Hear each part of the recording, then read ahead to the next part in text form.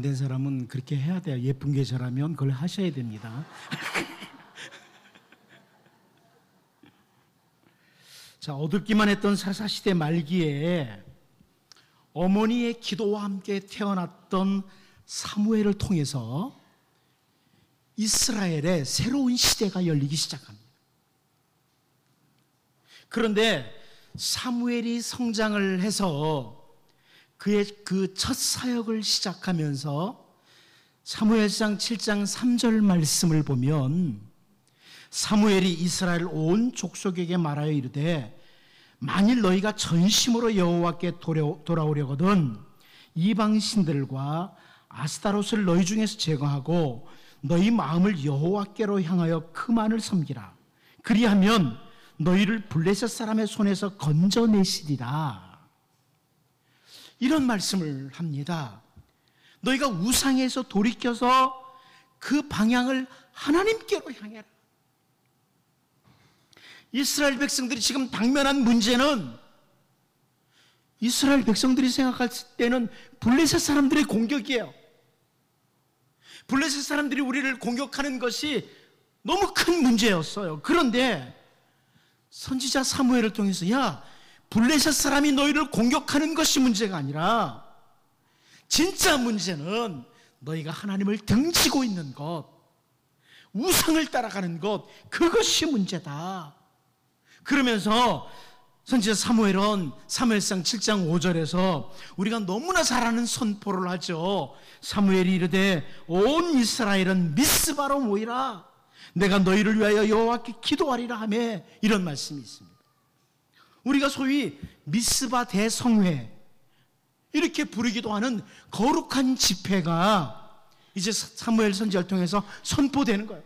우리 이제 거룩한 집회로 모여야 된다. 지금 블레셋 사람들이 우리를 공격하는 것이 문제가 아니라 우리가 하나님께로 방향을 향하고 거룩한 집회를 가져야 된다. 이게 선지자 사무엘이 선포하는 내용이죠. 그런데 이스라엘뿐만 아니라 오늘 우리들도 역시 그 미스바에서의 거룩한 집회 이후에 하나님께서 베푸시는 놀라운 승리, 하나님의 도우심을 잘 알고 있습니다. 오늘 본문에서 선지자 요엘을 통해서 강조하는 것도 사무엘과 같은 선포의 요구예요. 거룩한 집회를 선포해라, 이런 말씀이죠. 오늘 본문 15절을 보면 너희는 시온에서 나팔을 불어 거룩한 금식일을 정하고 성회를 소집하라, 이렇게 말씀을 하고 있습니다. 여기 너희라는 것은 우리가 계속 이 요엘서를 살펴봤지만 제사장들을 가리킵니다. 제사장들에게 시온에서 나팔을 불어라, 그리고 거룩한 집회를 소집해라, 이런 말씀을 하는 거죠. 여호와의 날이 임박한 이때에 나팔을 불므로 거룩한 집회를 선포해라. 이제 이 말씀은요, 오늘 나를 향해서, 우리의 가정을 향해서, 그리고 이 시대의 우리의 교회를 향해서 하나님이 하시는 말씀으로 받아들여야 됩니다. 여러분 가정을 향해서 너희는 나팔을 불고 거룩한 집회를 소집해라. 우리 조국 한국교회를 향해서 너희는 나팔을 불어서 거룩한 집회를 소집해라, 이런 메시지라는 겁니다. 결국 나 자신부터 그 거룩한 집회의 자리에 나아가서 사무엘 시대의 이스라엘 백성들처럼 오직 마음을 하나님께로 향하고 기도하는 자가 되어야 된다.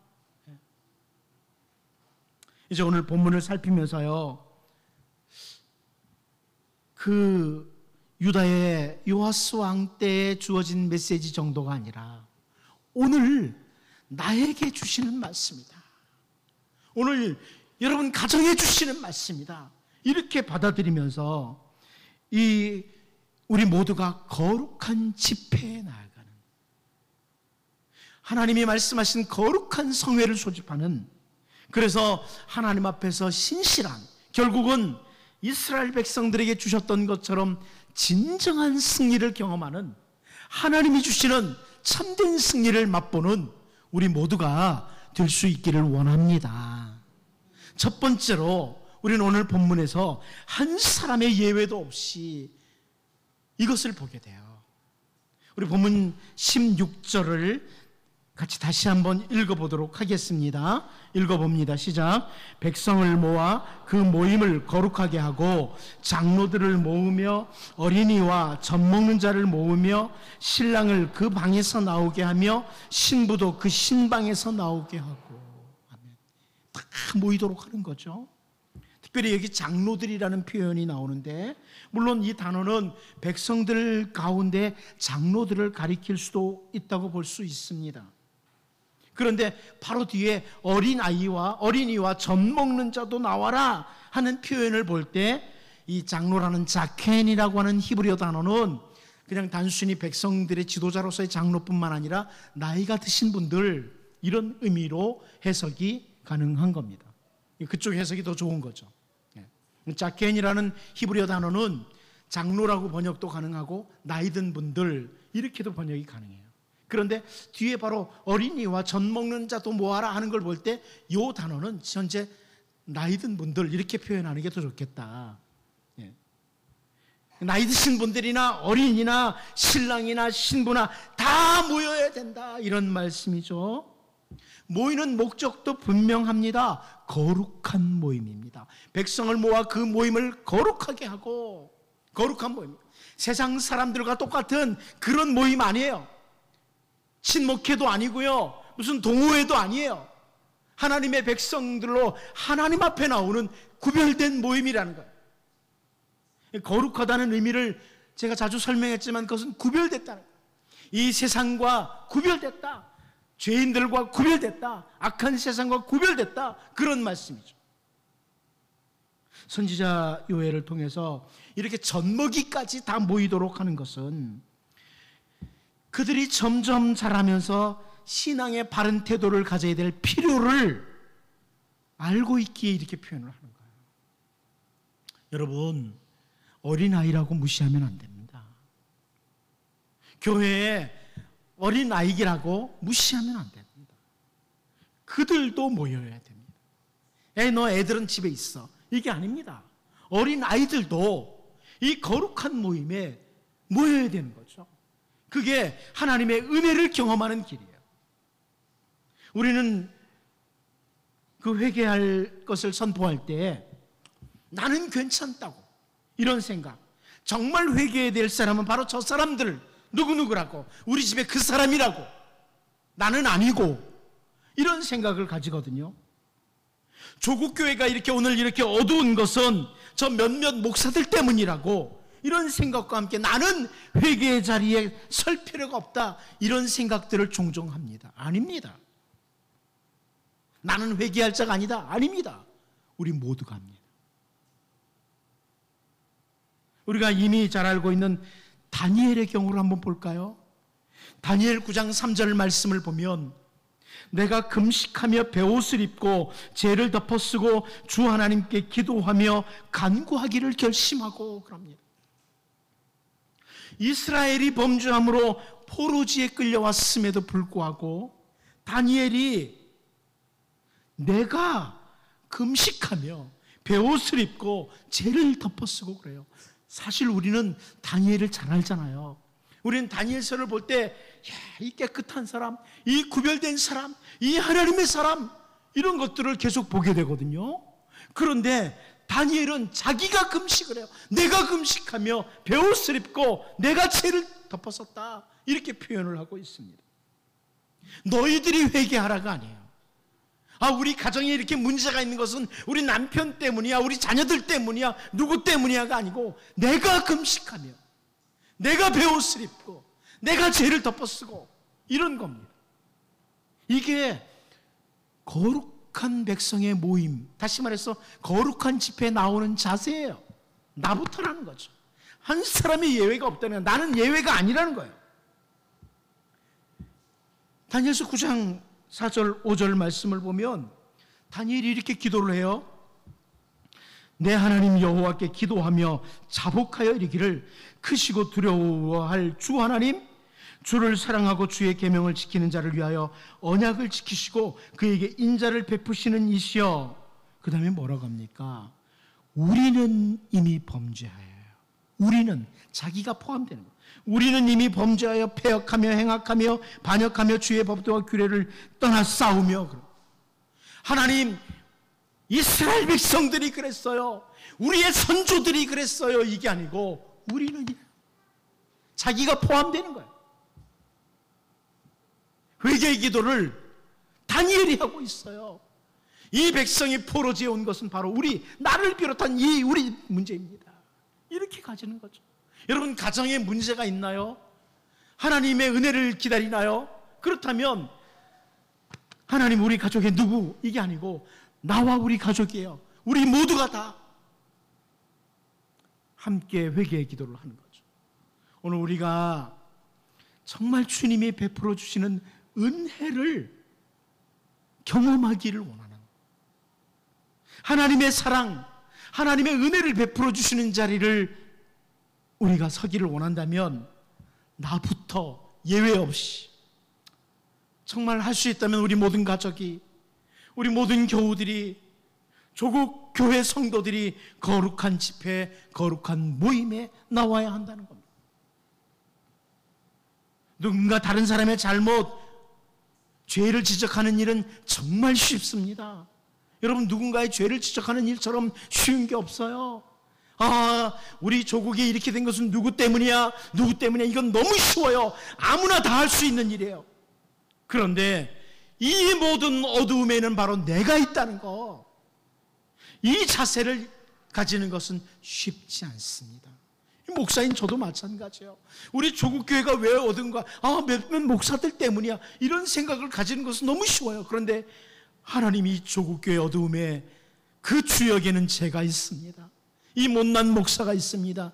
이렇게 인식하는 것은 그렇게 쉽지가 않습니다. 나는 빠지고 싶은 거예요. 이 조국교회 어두움에 그 주역에서 저는 빠지고 싶은 거예요. 그러나 다니엘과 같으니, 선지자 요엘 같은 이들은 그렇게 말하지 않는 거죠. 이 모든 어두움에는 바로 내가 있다, 이런 자세. 비난과 정죄의 자리, 누군가를 향해 손가락질하는 자리가 아니라 하나님께서 원하시는 거룩한 집회. 하나님, 제가 죄인입니다. 오늘 우리 가정이 이런 상태에 있는 것은 바로 저로 인해입니다. 우리 조국교회가 이렇게 어두운 것은 바로 나 때문입니다. 이렇게 거룩한 집회, 회개의 자리로 나와야 된다는 거예요. 이게 거룩한 집회. 오늘 하나님께로 향하는 진정한 회개의 자리, 나부터 예외 없이 나오는 우리 모든 가족들, 그리고 우리 교우들이 되어서 정말 하나님이 베푸시는 그 은혜, 그 승리 경험하면서 살 수 있기를 원합니다. 두 번째로, 우리는 오늘 본문에서 사이에서라는 표현을 보게 돼요. 참 중요한 표. 오늘 본문 17절을요 한번 같이 읽어보죠. 같이 한번 읽어보겠습니다. 시작. 여호와를 섬기는 제사장들은 낭실과 제단 사이에서 울며 이르기를, 여호와여, 주의 백성을 불쌍히 여기소서, 주의 기업을 욕되게 하여 나라들로 그들을 관할하지 못하게 하옵소서. 어찌하여 이방인으로 그들의 하나님이 어디 있느냐 말하게 하겠나이까 할지어다. 아멘. 자, 여기 보면 우리 그 개정개혁 성경에서는 이 사이에서라는 표현이 조금 앞부분에서 중간에 끼어 있잖아요. 낭실과 제단 사이에서. 그런데요, 히브리어 성경에 보면 히브리어의 베인, 사이에서, 이게 17절에 맨 앞에 나와요. 너희는 사이에 서라, 이런 거죠. 여호와를 섬기는 제사장, 너희들은 사이에 서 있어야 된다, 이런 표현을 하고 있어요. 낭실과 제단 사이에 있어야 된다, 이런 표현을 하고 있습니다. 여호와를 섬기는 제사장들이 낭실과 제단 사이에서 울며 기도해라, 이렇게 말씀을 해요. 근데 강조되는 단어가, 제가 전에도 설명드렸지만 히브리어에서는 강조를 할 때 그 단어를 맨 앞에 둬요. 그런데 이 17절에서 메인, 사이에서라는 단어가 맨 앞에 나와요. 이 강조하고 있는 거죠. 이 제사장들에게 있어서는 이 메인이라는 사이에서라는 단어가 상당히 의미 있는 단어예요. 이 낭실이라는 곳은 성전의 그 성소 앞에 있는 장소가 낭실이에요. 제사장들이 제단에 드나들기 위하여 통과해야 되는 곳이죠. 주로 이곳을 이스라엘의 제사장들은 기도하는 처소로 사용을 했습니다. 낭실과 제단 사이, 거기를 그들이 기도하는 처소로 사용을 했었어요. 그런데 그 기도하던 장소, 낭실과 제단 단 사이에, 낭실과 번제단 사이에서 서서 울며 기도해라, 이렇게 표현을 합니다. 이 표현에 대해서 유명한 칼빈이 해석을 참 잘해줬습니다. 존 칼빈 잘 아시죠? 칼빈이 해석을 참 잘해줬습니다. 칼빈은 이 표현에 대해서 제사장들이 하나님과 백성 사이에 서서 울며 기도해라, 이렇게 해석을 했습니다. 제사장들은 하나님과 백성 사이에 서서 울며 기도해라. 저도 동의하는데요. 낭실과 제단 사이, 이것은 제사장들이 백성들의 죄를 가지고 제단에 들어가는, 그러면서 기도하는 곳이거든요. 그러니까 제사장들은 하나님과 백성 사이에 서서 기도해라, 울며 기도해라, 이런 의미예요. 이제 이 부분에 대한 그 좋은 샘플이 있죠. 우리가 대제사장 아론을 아시죠? 처음에 그 제사장, 대제사장 아론이 사이에 서서 백성들을 구한 사건이 있습니다. 계속해서 반역을 하던 이스라엘 백성들에게 하나님 진노하시면서 하나님께서 모세와 아론에게 민수기 16장 45절을 보면, 민수기 16장 45절에 이런 말씀입니다. 너희는 이 회중에게서 떠나라. 내가 순식간에 그들을 멸하려 하노라 하시매 그 두 사람이 엎드리니라. 자, 하나님께서 모세와 아론에게 이 백성들 사이에서 떠나, 내가 순식간에 이 백성들 계속 원망하고 죄를 짓는 이 백성들 다 멸해버릴 거다, 이렇게 하나님이 말씀하셨어요. 그리고 어떤 사건이 벌어지냐면, 여러분 잘 아는 것처럼 회중들 사이에서, 이스라엘 백성들 사이에서 연병이 일어나기 시작합니다. 그런데요, 민수기 16장 47절에서 48절을 보면요, 한번 눈으로 따라와 보십시오. 아론이 모세의 명령을 따라 향륜로를 가지고 회중에게로 달려간 즉 백성 중에 연병이 시작되었는지라. 이에 백성을 위하여 속죄하고 죽은 자와 산 자 사이에 섰을 때 연병이 그치니라. 자, 여기 사이에서 베인이라는 단어가 또다시 나와요. 대제사장 아론이 죽은 자와 산 자 사이에 섰다, 그랬더니 연병이 그쳤다, 이렇게 설명을 합니다. 이 표현은 무슨 말이에요? 대제사장 아론이 백성들의 죽음을 그 사이에 서서 막아냈다는 거예요. 이런 의미예요. 이 사이에서, 베인이라는 단어는 그런 의미를 가지고 있어요. 제사장이 죽은 자와 산 자 사이에서 죽음이 더 밀려오는 것을 막아서는 것을 보여주는 표현이에요. 그런데 오늘 본문에서 선지자 요엘은 여호와를 섬기는 제사장들에게 낭실과 제단 사이에서, 다시 말해서 하나님과 백성들 사이에서 울며 기도해라, 이렇게 표현하고 있습니다. 여러분, 제사장이 누군가요? 이 시대에 제사장이 누굽니까? 목사만입니까? 목사만인가요? 물론 목사인 저는 그런 의식 가지고 기도해야죠. 여러분, 우리 모두가 이 시대의 왕 같은 제사장들이에요. 이곳에 있는 모두가 왕 같은 제사장들이에요. 우리가 우리의 가정의 문제를 놓고, 우리 조국 교회의 문제를 놓고, 우리 조국의 문제를 놓고 왕 같은 제사장들로서 사이에 서야 되는 거예요. 하나님과 우리 가족들 사이에, 하나님과 우리 교우들 사이에, 하나님과 우리 조국 백성들 사이에 우리가 서야 되는 거예요. 사이에 서야 돼요.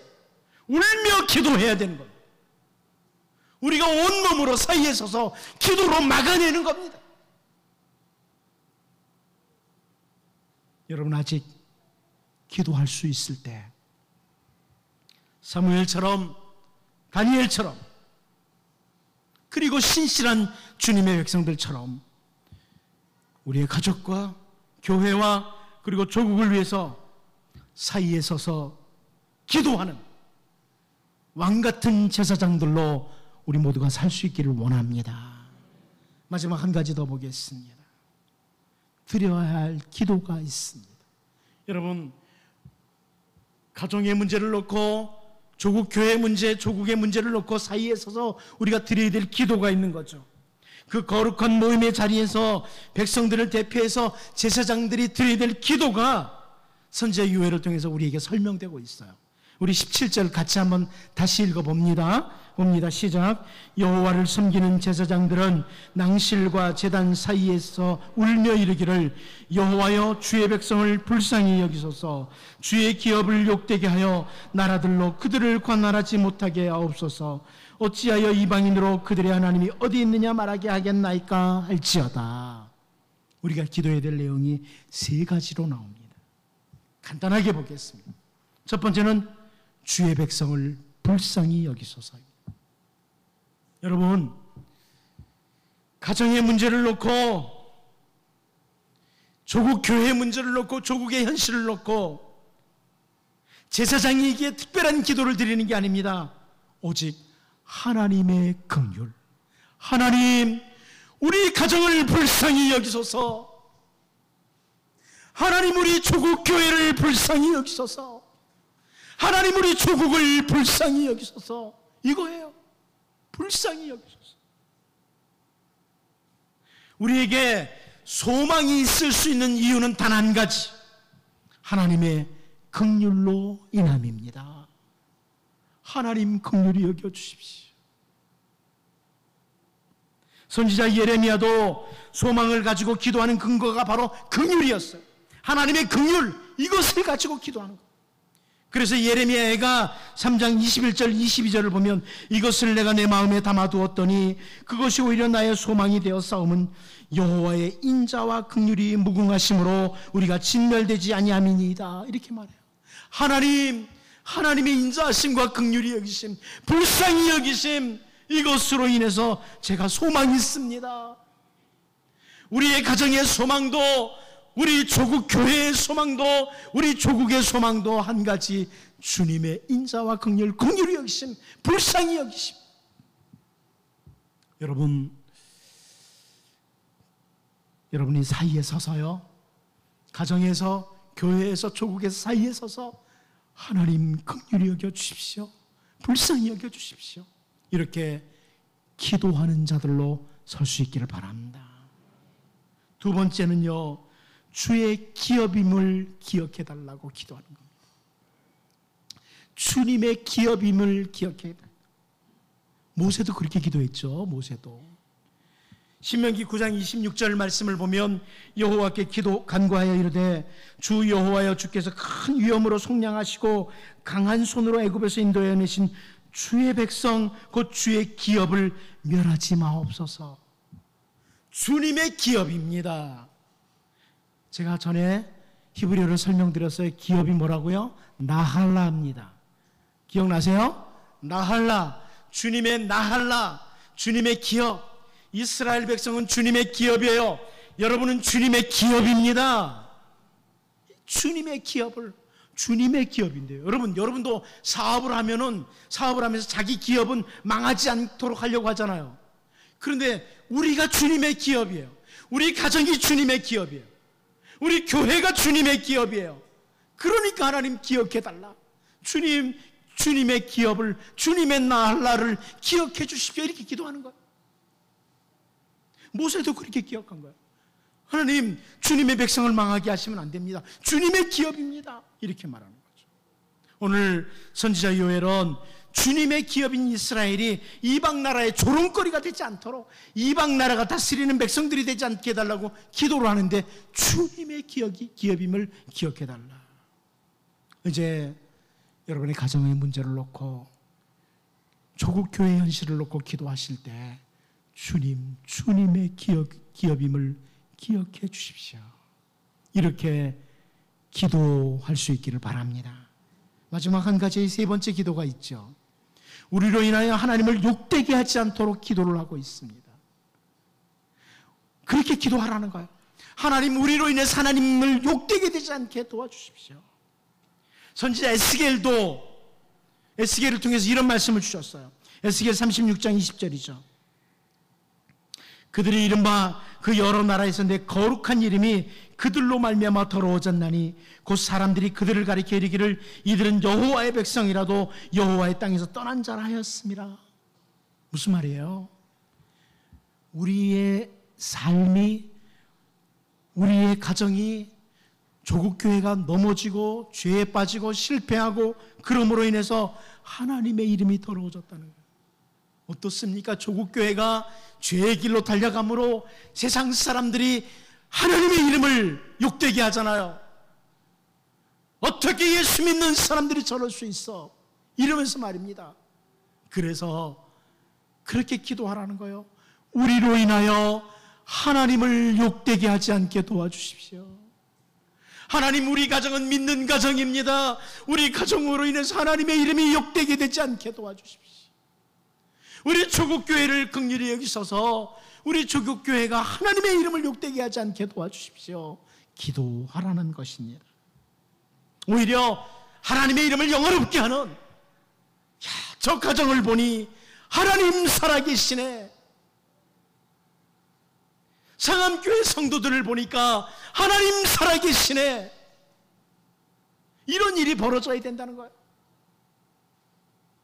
오늘 우리도요, 주님의 긍휼하심을 기도해야 되고, 주님의 기업입니다 기도해야 되고, 하나님의 이름 욕되게 되지 않게 해달라고, 하나님 우리를 긍휼히 여기소서, 이렇게 기도함으로 더 하나님을 영화롭게 하는 이런 왕같은 제사장들로 우리 모두가 살 수 있기를 원합니다. 이 시간 같이 한번 기도합니다. 여러분,